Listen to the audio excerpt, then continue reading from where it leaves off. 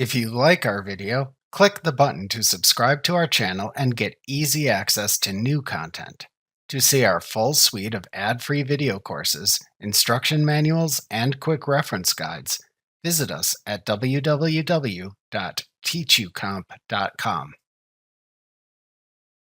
You may need to disconnect a bank feed if you cancel the account at your financial institution, or if your financial institution stops using or changes its bank feed method.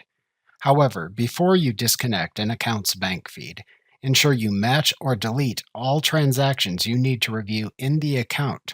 QuickBooks won't let you change an account if there are still transactions pending. Next, find the account that is linked to the bank feed you want to deactivate within the chart of accounts. To view the chart of accounts, select Lists, Chart of Accounts from the menu bar. Then select the account with the bank feed to deactivate in the Chart of Accounts window.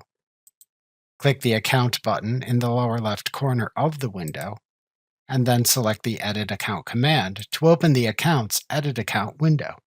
Click the Bank Feed Settings tab within the Edit Account window. Then select the Deactivate All Online Services option button within this tab. Then click the Save and Close button within the Edit Account window.